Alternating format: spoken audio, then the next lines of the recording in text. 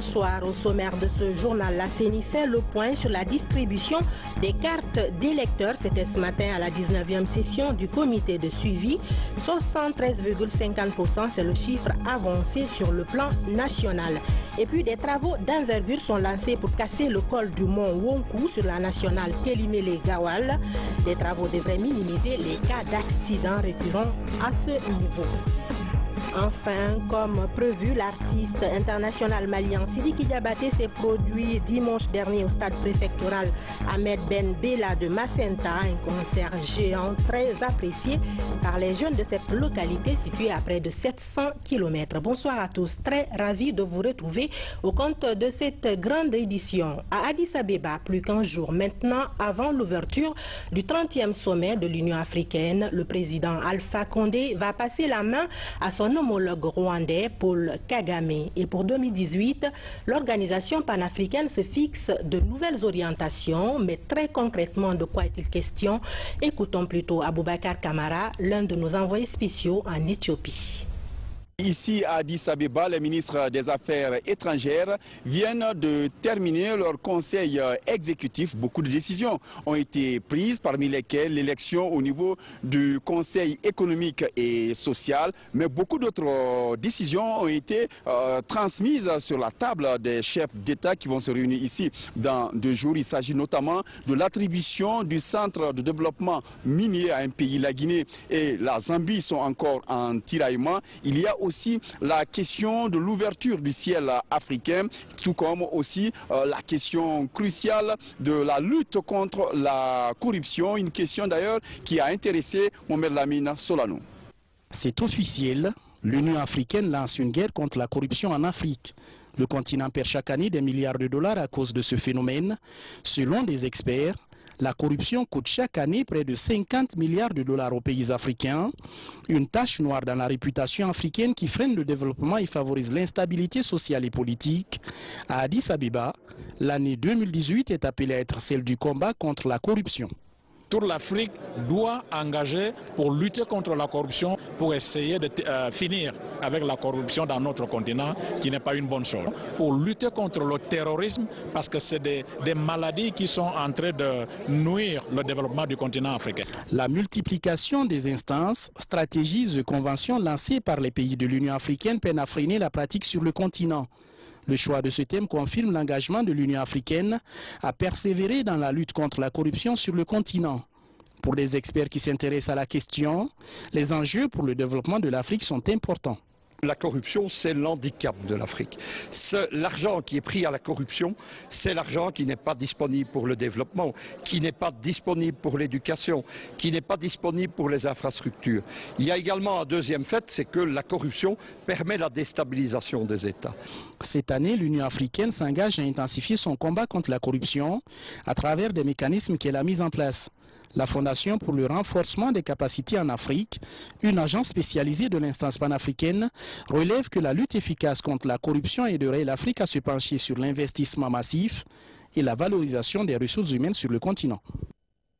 Retour ici à Conakry où vient de se tenir la 19e session du comité de suivi. Sur la table, l'état d'avancement du processus électoral. À propos, la CENI a présenté la situation de distribution des cartes d'électeurs et sur le plan national, elle en est à 73,50%. Un effort qu'apprécient les parties prenantes en dépit de quelques manquements enregistrés de part et d'autre. Compte rendu, Mohamed Lamine Kamara. À 8 jours de la tenue des élections locales, les acteurs politiques se retrouvent pour la 19e fois au compte du comité de suivi de l'accord consensuel. Les travaux de cette 19e session portent sur l'état d'évolution du processus électoral en cours. Les rapporteurs de la Commission électorale nationale indépendante CENI font le point de la situation de distribution des cartes d'électeurs des 304 circonscriptions électorales retenues. Plusieurs questions liées au bon fonctionnement du scrutin sont aussi évoquées. Sur le plan national, total circonscription 342. Nombre de cartes reçues 5 856 356. Nombre de cartes distribuées 4 304 245. Nombre de cartes restants 1 552 111. Pourcentage 73,50%. Ces activités menées par la Commission électorale nationale indépendante pour la réussite du processus électoral sont tout de même appréciées par les acteurs politiques, malgré quelques manquements signalés. La CENI a donc fait l'état d'avancement du retrait des cartes d'électeurs et on se trouve dans une moyenne de 60 à 70% pour l'ensemble. Donc des dispositions sont prises pour que l'ensemble des citoyens puissent retirer leurs cartes en impliquant les autorités locales, les chefs de quartier avec une sensibilisation forte. Nous espérons que vu l'enjeu très important sur le plan de développement local de ces élections, tous les citoyens prendront les dispositions pour retirer les cartes d'électeurs. Ce qui nous remonte du terrain, c'est que par endroits, ça se passe bien, dans d'autres endroits, c'est un peu plus difficile. Donc, il y avait eu des instructions qui ont été données au niveau de la CENI, à savoir que chacun vient retirer sa carte et au plus la carte d'une autre personne, mais ayant évidemment le document de cette personne-là. Mais dans les faits, ça s'est avéré impossible. Donc il y en a où, quand le chef de famille vient, c'est sa famille, il connaît tout le monde, il y en a où ils ont pu retirer. Ça a été plus vite. Il y a des endroits où les membres de la commission sont restés fermes sur les directives qui ont été données et font qu'on a eu beaucoup de retard. En saluant le travail ingénieux abattu par l'organe de gestion des élections, le président du comité de suivi rassure les acteurs politiques de la neutralité de l'administration publique. Parlant de la présence des ministres sur le terrain, comme cela a été évoqué par l'opposition, nous avons également été très clairs. Nous leur avons dit, en période électorale ou non, chaque préfecture de la Guinée est parrainée par un ministre membre du gouvernement. Le rôle de ce dernier est d'assurer un rôle de tutelle de la préfecture concernée et certainement de faciliter les préoccupations qui sont celles de cette préfecture auprès d'autres membres du gouvernement ou d'autres institutions, pour ce qui peut concerner la paix sociale dans la préfecture, pour ce qui peut concerner le développement dans la dite préfecture. Alors qu'on ne confonde pas cette présence des membres du gouvernement avec une quelconque participation à une campagne électorale. Non, cela a été dit en Conseil des ministres et je crois que chacun s'en tient là. Au terme de cette 19e session, l'équipe d'observateurs a mis l'occasion à profit pour saluer le climat de paix et de quiétude sociale observé par les partis politiques depuis le lancement de la campagne électorale. À propos de ces élections locales, le défi de la sécurité interpelle le commandement de l'unité spéciale déjà mise en place. Ce matin, une rencontre a réuni plusieurs hauts responsables des services de sécurité à l'école de la gendarmerie de Sonfonia. La consigne donnée aux agents est claire, la neutralité dans le respect des textes de loi. Alia Kamara. Une première prise de contact depuis la promulgation du décret mettant en place l'UCEL, unité de sécurisation des élections locales. Un rendez-vous pour le commandement de cette structure pour rappeler les enjeux sécuritaires liés à ce scrutin. Des dispositions sont annoncées pour renforcer les expériences déjà vécues en matière de gestion électorale. Il s'agit de la volonté politique du président de la République et du ministre d'État en charge de la sécurité et de la protection civile que nous allons mettre en œuvre. Vaille que vaille, c'est des instructions politiques. Il n'y a pas de raison que ça n'évolue pas, que ça n'avance pas. Les commandements, vous avez entendu, au niveau régional, au niveau préfectoral et même au niveau sous-préfectoral. Il s'agit en réalité de se donner la main, monter des états-majors régionaux, des états-majors préfectoraux, des états-majors sous-préfectoraux, pour que le contenu des décrets du président de la République soit respecté à la lettre.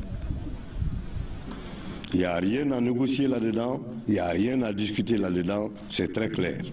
Le commandant de l'UCEL mesure la responsabilité qui pèse sur les épaules de la police, la gendarmerie et la protection civile pour une meilleure sécurisation du scrutin. Mais à cœur vaillant, rien d'impossible, surtout lorsque les forces de sécurité adoptent une attitude de neutralité et de respect des textes électoraux. La consigne, la mère, c'est la stricte neutralité de l'agent de l'UCEL pendant cette phase électorale.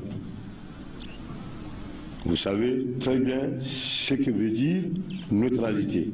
Nous ne sommes pas des acteurs politiques.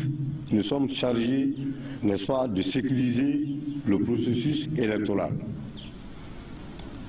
Tout ce qui est implication politique, vous avez les services de renseignement, rapportés aux services de renseignement qui vont rapporter à leur niveau à qui du droit. Mais l'agent en uniforme, sur le théâtre électoral, doit garder la stricte neutralité.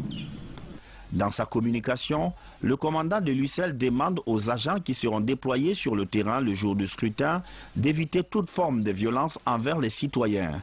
L'objectif est de faire des élections locales apaisées à l'image de la précédente présidentielle. On enchaîne avec ce communiqué de la Commission électorale nationale indépendante CENI. Dans le cadre des préparatifs des élections communales de février 2018, la CENI informe l'ensemble des partis politiques, les organisations de la société civile, les associations de médias, les candidats indépendants de l'administration du territoire et de la décentralisation, de la justice, de la sécurité, qu'elle organise la 3e réunion du comité interparti CIP le samedi 27 janvier 2018 à l'hôtel Riviera à partir de 9h précises sur les dernières dispositions opérationnelles du scrutin du 4 février. À cette occasion, elle convie des représentants des structures mentionnées à prendre part à cette grande réunion électorale. La CENI sait compter sur votre mobilisation habituelle pour participer à cette rencontre de partage et d'information pour conférer une parfaite réussite à cette rencontre. La CENI.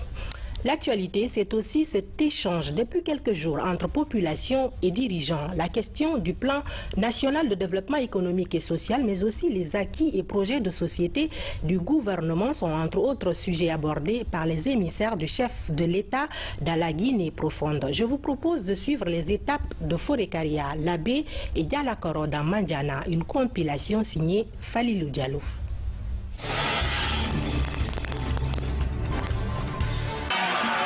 École, centre de santé, marché, aménagement des plaines agricoles, voilà entre autres doléances exprimées par les populations de Moria. Alasoya, Farmoria, Kalia et puis Kakosa, Moussaya et Benti et Sikhourou, les populations plaident pour l'amélioration de leurs conditions de vie. Et l'émissaire du chef de l'État, parrain de Forekaria, langue nationale, explique aux populations les mesures entreprises par le gouvernement. Déjà, le plan national de développement économique et social va bientôt entrer dans sa phase active. Nous allons voir ensemble au niveau de la population de Forekaria qu'est-ce que le PNDS prévoit au cours des 5 années à venir et comment est-ce qu'on peut les décliner. Ça c'est une chose. Et donc nous allons nous asseoir avec les futurs élus, avec peut-être le plan, les différents plans de développement sociaux qui sont dans les différentes localités, les mettre ensemble, voir où le marché manque, où les écoles sont insuffisantes, où les digues menaces en fait de rupture comme à Kabak et à Kakosa par exemple, où les populations sont très préoccupées, où le soutien aux jeunes, ou en tout cas les soutiens aux jeunes sont encore beaucoup plus criards, ou encore les mines sont fermées comme à Yongoyoli, les populations souffrent en fait. Donc nous allons recenser tout ça et voir, questionner ce que dit le PNDS et voir comment est-ce qu'on peut dans le temps les mettre en application.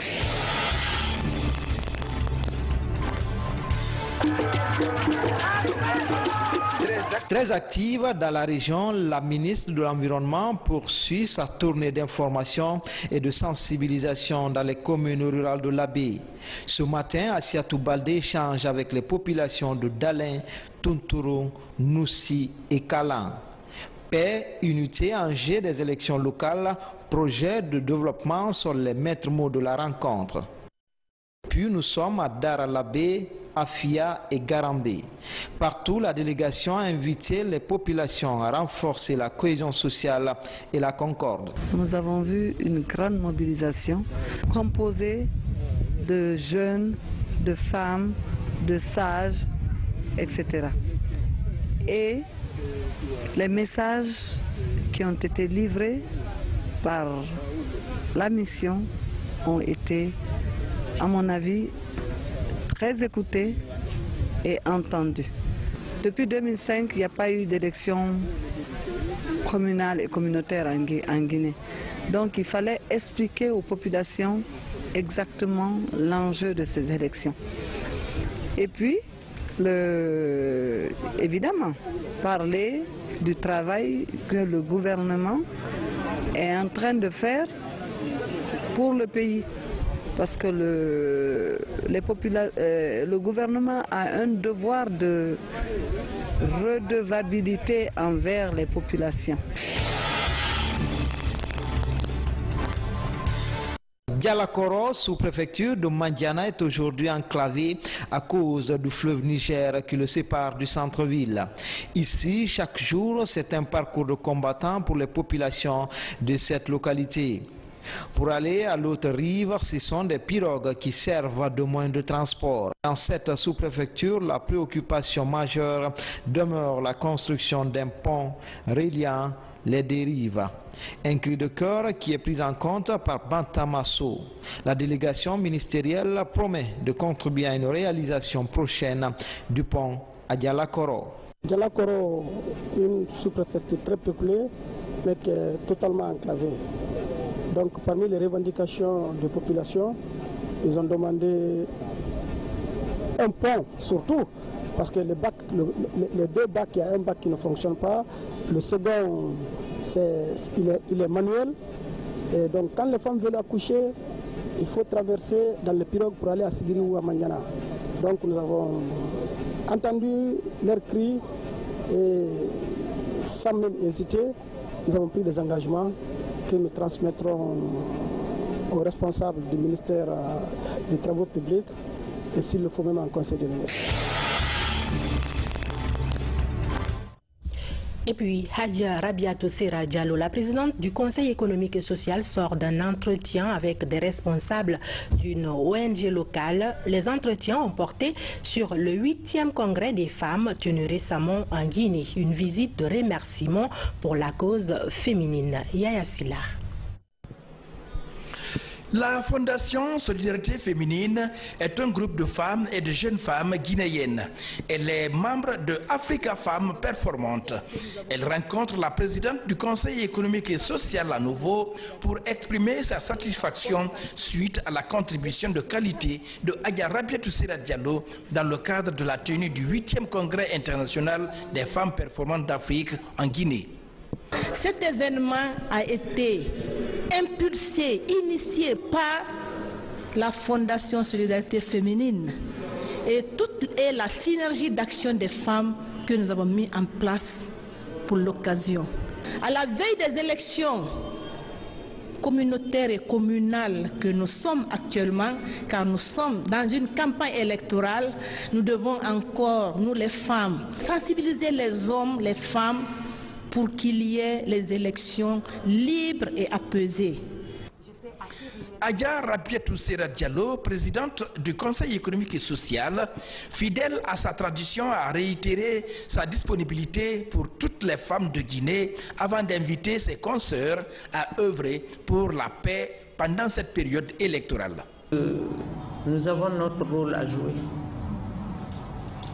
Parce que si on ne joue pas notre rôle pour amener la paix dans notre pays, ce sont les femmes qui vont être les premières victimes. Parce que la femme aujourd'hui, au quotidien, elle cherche à faire vivre ses enfants et non seulement à les rapprocher les uns des autres et être solidaire, à avoir l'esprit de partage. Nous avons beaucoup à faire. La présidente de la Fondation Solidarité Féminine a reçu le prix des 10 femmes et jeunes femmes qui ont marqué l'actualité de 2017, surtout en sa qualité de principale promotrice du Congrès international des femmes d'Afrique et de diaspora de Conakry. Autre sujet, lancement officiel d'un vaste programme de formation des jeunes diplômés sortis des écoles techniques. Une action de l'agence turque de coopération et de coordination Latika et la fondation Prosmi de la première dame de la République. Ces jeunes ont 1 mois et demi pour apprendre les techniques d'installation des photos hydrovoltaïques et celles de la soudure industrielle. Reportage Maurice Sidibé. Ces dernières années, la Guinée a lancé plusieurs chantiers énergétiques grâce à la politique du chef de l'État. Une volonté qui doit être accompagnée par la qualification des ouvriers. C'est dans ce cadre que l'agence turque de coopération et de coordination avec la fondation Prosmi initie un vaste programme de formation à l'intention des ouvriers guinéens. Cette cérémonie marque le lancement officiel du projet à Conakry. 60 étudiants diplômés des écoles techniques bénéficient de l'initiative. Avec un groupe qui vont faire les panneaux solaires, la mécanique et l'électricité, ça va leur permettre d'augmenter leur profession. Avec cette opportunité de formation, ça va beaucoup nous permettre d'évoluer dans l'énergie, dans l'électricité et dans les autres travaux. La suite de cette formation, c'est que très bientôt, certaines de celles qui ont bénéficié de cette formation, qui sont donc lauréates, iront continuer les études en Turquie. La première dame me demande de vous renouveler notre disponibilité totale, non seulement avec Latika, mais aussi avec l'État, aux côtés duquel nous travaillons sans cesse et sans relâche. Pendant plus d'un mois, ces jeunes vont apprendre les techniques de soudure industrielle et l'installation de centrales photo-hydrovoltaïques. L'ambition des initiateurs du programme est de faciliter la production de l'énergie solaire et de créer de l'emploi pour les jeunes. Le chantier d'Amaria va commencer alors que celui de Swapiti ne sera pas fini et nous avons eu déjà du mal à trouver des ouvriers qualifiés pour permettre la construction du chantier de Swapiti. Toutes les initiatives donc pour rendre nos jeunes employables, efficaces sur le marché de l'emploi et utiles sur les grands chantiers du développement de la Guinée sont les bienvenus. C'est pour ça qu'au nom du président de la République, je tiens à remercier les autorités turques. Depuis mai 2016, l'agence turque de coopération et de coordination en synergie avec la fondation Prosmi a mené plusieurs actions sur le terrain. La formation des sages-femmes et l'octroi de groupes électrogènes au centre de nutrition de Donka sont quelques-unes de ces réalisations. Travaux publics, beaucoup d'entre vous le savent, le mont Wonkou est un point critique sur la nationale Télimélé-Gawal. Des accidents récurrents y sont enregistrés. Pour mettre fin au calvaire des usagers, des travaux d'envergure sont lancés pour casser le col de ce mont. Ce chantier, une fois achevé, va à coup sûr désenclaver les communes rurales situées sur le corridor international qui relie la Guinée au Sénégal. Fodé Camara. Riche en ressources minières et agropastorales, la principale difficulté des préfectures de Télémilé et Gawal est liée à l'enclavement des zones de production. Dans ce registre, sur l'axe Télémilé-Santou-Kakoni, pour soulager les usagers, des travaux d'envergure ont été engagés par le gouvernement. Objectif, casser le col de Wonkou. Le point critique de ce mont a toujours représenté un frein à la mobilité des populations et à l'écoulement des marchandises. Ici, le risque de se frayer le chemin dans le ravin était quasiment omniprésent. Ce qui est fait est déjà fait, c'est déjà beaucoup. On va fendre cette montagne et c'est franchement maouche. C'est très sérieux. On vous a remis très sérieusement le gouvernement. Auparavant, ici, il y a eu assez d'accidents. Une fois, au début de la montagne, derrière nous, il y a eu un accident au cours duquel nous avons enregistré comme 21 morts, 18 sur place et 2 à l'hôpital de Télémélé. Donc aujourd'hui, depuis ça, là, il n'y a pas eu d'accident d'abord. Donc c'est déjà beaucoup. Nous sommes très réjouis pour ça, pour ces travaux. Plus court chemin entre la Guinée et le Sénégal, ce corridor commercial international a besoin de travaux supplémentaires pour l'ouverture des fossés afin de drainer les eaux de ruissellement. C'est le président de la République qui a demandé à ce qu'on cassent la montagne pour désenclaver entre Gawal et Télémélé. Les travaux ont été faits à 60%, il reste 40%. Je me suis rapproché des autorités du ministère des TP qui m'ont fait comprendre que la société qui travaille ici, Anco 5, a fermé, elle est en liquidation. Donc pour terminer les travaux, il fallait trouver une autre société. Tout dernièrement, j'ai été rencontrer le directeur du fonds routier qui m'a fait comprendre qu'ils ont trouvé une autre société pour finaliser les travaux. Parce qu'avant que cette montagne ne soit cassée, chaque semaine il y avait un accident parce que le transport des personnes se fait par là, par les camions. Donc il y avait chaque semaine un accident et beaucoup de gens mouraient. C'est ce que j'ai expliqué au président de la République, le professeur Alpha Condé, qui a demandé au ministère des TP de venir faire ces travaux. La route nationale Télémilé-Santou-Kakoni est une voie très fréquentée, surtout le lundi, jour de marché hebdomadaire le Diaobé, à la frontière avec le Sénégal. De nouvelles tenues de travail pour les agents de la police routière. Il s'agit de 8000 tenues, un don de la société Topaz pour assurer la visibilité de la police routière. Reportage Alphaïsia Gaba, Aboubakar Diaby. Présents à tout moment dans la circulation, ces agents de la police routière représentent l'image du pays aux yeux des citoyens. Une image qui doit être soignée à travers de beaux accoutrements. Pour accompagner ces hommes de terrain, la société Topaz offre 8000 tenues aux agents de la police routière. Cette image-là, c'est celle-là que les étrangers retiennent. Si elle est bonne, mais ça fait déjà un bon départ pour celui qui foule la Guinée, le sol guinéen pour la première fois. Mais s'ils sont mal fagotés, voyez un peu le choc que vous avez toujours déploré.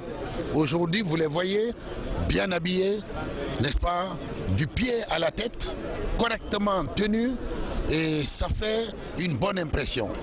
Nous en sommes heureux, et cela a été fait grâce au don, à la générosité d'un homme, M. Ashok, qui est fondateur de la société Topaz. Cette assistance contribue à coup sûr à encourager les agents de la police routière et améliorer leur capacité opérationnelle sur le terrain. Ce geste de bonne volonté est d'une importance capitale. Il satisfait un besoin de service en tenue et en moyens roulants. Selon le ministre de la Sécurité et de la Protection civile, plus de 10 milliards de francs guinéens sont injectés pour la confection de nouvelles tenues des agents de la police routière. Depuis son arrivée à la tête du département de la sécurité, Maître Abdoul Kabele Kamara fait de son cheval de bataille la formation des policiers et la sécurisation des personnes et de leurs biens. Ces nouvelles tenues de travail feront donc de la police routière une police de référence moderne au service des usagers de la route. Le 10 janvier dernier, 77 kg d'or ont été saisis à l'aéroport de Siguiri par les services des douanes. L'affaire préoccupe l'Union nationale des orpailleurs de Guinée. À l'issue d'une rencontre tenue ici même à Conakry, l'Union plaide auprès des autorités pour la restitution de l'or saisi. Mounir Bari, Ousmane Ba. La saisie de 77 kg d'or à Siguiri fait de grand bruit dans la cité. Cette quantité d'or saisie par les douanes dans la zone aurifère appartient aux orpailleurs, disent-ils. Ils sont en concertation à Conakry sur la voie à suivre pour être en possession de leurs ressources. L'article 61 du Code minier stipule que tout citoyen possédant une licence et un permis d'achat a le droit d'exploiter et de vendre l'or sur toute l'étendue du territoire national. Un de nos frères, qui s'appelle M. Koïta, a été victime de quelque chose le 10 janvier passé. Donc, ils ont saisi son or de 77 kilos à Siguiri à l'aéroport.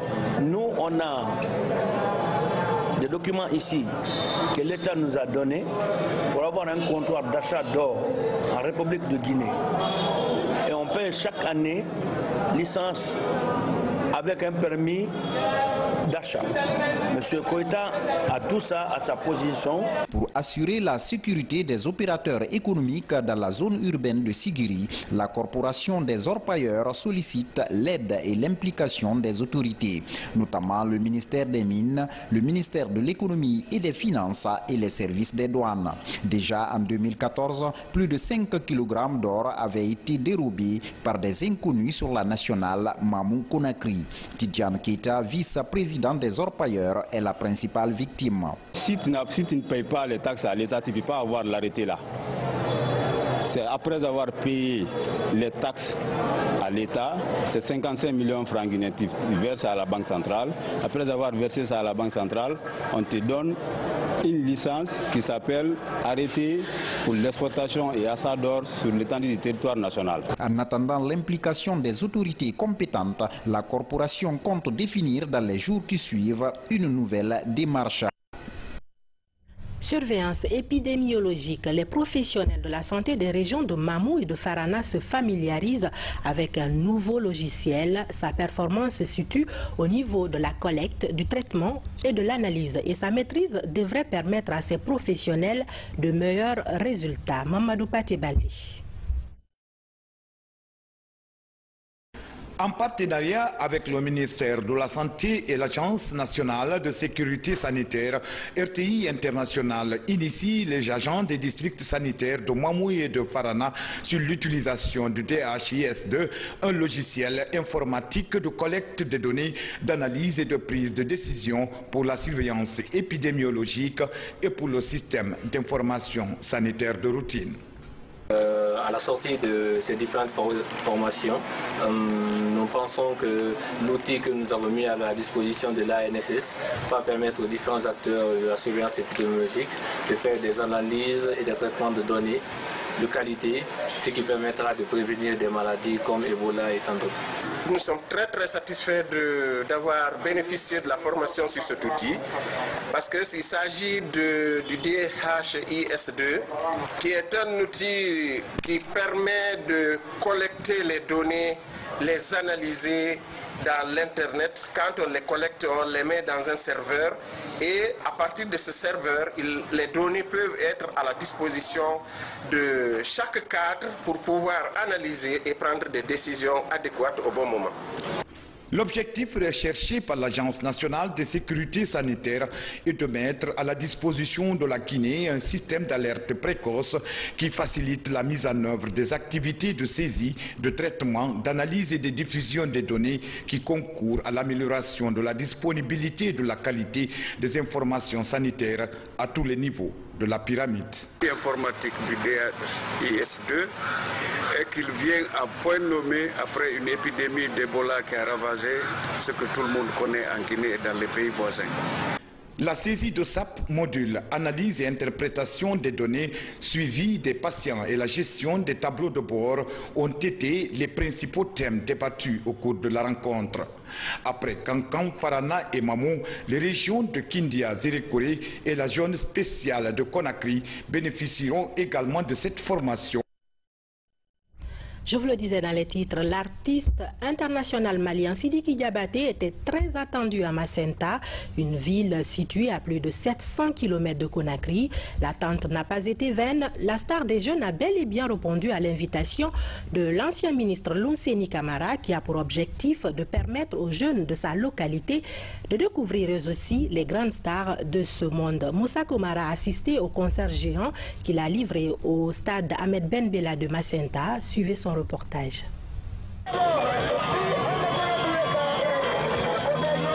Il est 19h50 lorsque le cortège de la mégastar internationale Sidiki Diabaté arrive ce dimanche à Niridou, un village situé à 15 km de la commune urbaine de Macenta. Chacun veut voir ou toucher pour la première fois cette icône de la musique mondaine. Je suis très content pour voir aujourd'hui Sidiki Diabaté à Macenta. Je suis très content. Adandé, c'est bon. Nous sommes vraiment animés d'une joie parce que c'est vraiment incroyable. On ne s'attendait pas. Si Sidiki Diabaté pouvait venir à Macenta. Au stade Ahmed Ben Bella où se tient le concert, le public puissamment mobilisé pressé de voir l'artiste sur scène.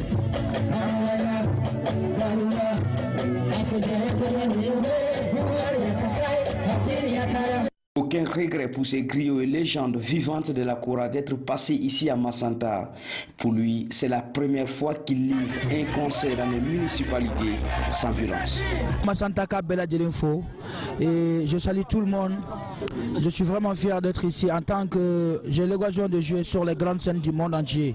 On est vraiment content de passer la nuit ici, de faire la fête avec eux. Ça fait vraiment plaisir. En tant que griot, ce concert inédit est facilité par le parrain politique de la préfecture de Massanta. L'objectif étant de permettre aux jeunes de sa ville natale de savourer eux aussi les sauts des grandes stars de la planète. Le régime du professeur Alpha Condé pense à toute la Guinée et c'est pourquoi d'ailleurs on fête à l'intérieur du pays l'indépendance depuis son arrivée au pouvoir. C'est pour dire que tous les villages de la Guinée se valent, toutes les villes de la Guinée se valent et que la capitale de la Guinée se trouve dans toutes les préfectures de la Guinée. Après 3 heures de spectacle, l'artiste et sa suite ont continué sur Jérékouré la même nuit. On termine par ces nouvelles des obsèques du calife de Touba, décédé le 20 janvier dernier. À l'âge de 97 ans, El Hadj Soriba Diaby a regagné sa dernière demeure le dimanche 21 janvier dans sa ville natale de Touba. Plusieurs personnalités politiques et religieuses de la Guinée et d'ailleurs ont tenu à rendre un dernier hommage à cet homme qui a toujours œuvré pour le rayonnement de l'islam à Touba et environ. Younous Atawel Kamara. Le calife de Touba n'est plus. El Hadj Soriba Diaby est décédé le 20 janvier dernier à l'âge de 97 ans. Depuis l'annonce de ce décès, plusieurs personnalités politiques et religieuses de la Guinée et d'ailleurs se sont fortement mobilisées pour rendre un dernier hommage à cette icône de l'islam. Du chef de l'État, de l'ensemble du gouvernement et même du peuple de Guinée, mais aussi faire ces présentations de condoléances familiales et présenter aux familles et à l'ensemble de la population de Touba, de toute la population sans aucune exception, toutes nos condoléances les plus attestées, en souhaitant aux défunts que son âme repose. C'est après la prière de 14 h de ce 21 janvier que le calife de Touba a regagné sa dernière demeure, ici dans cette ville religieuse. L'homme a consacré toute sa vie au rayonnement de l'islam en Guinée. La mort de notre calife général, c'est pas seulement calife général de Touba, c'est calife général de tous les Diakanké, qui se soit à Touba ou à Kakande ou au Sénégal, n'importe où, les plus âgés parmi nous, c'est lui le calife général. Et après sa mort, c'est lui qui est son précédent, c'est lui qui va venir. La même chose qui va continuer, le même rythme, les réformes qu'il a fait, les choses qu'il a engagées. Son petit frère qui va être le calife, celui-là aussi va suivre les mêmes chemins. El Hadj Soriba Diaby a été le garant de la paix dans la ville religieuse de Touba et environ. Le calife s'en va, laissant derrière lui une veuve et 3 enfants. C'est tout pour ce journal. Merci de l'avoir suivi. Je vous retrouve demain à la même heure et sur la même chaîne, la RTG Coloma.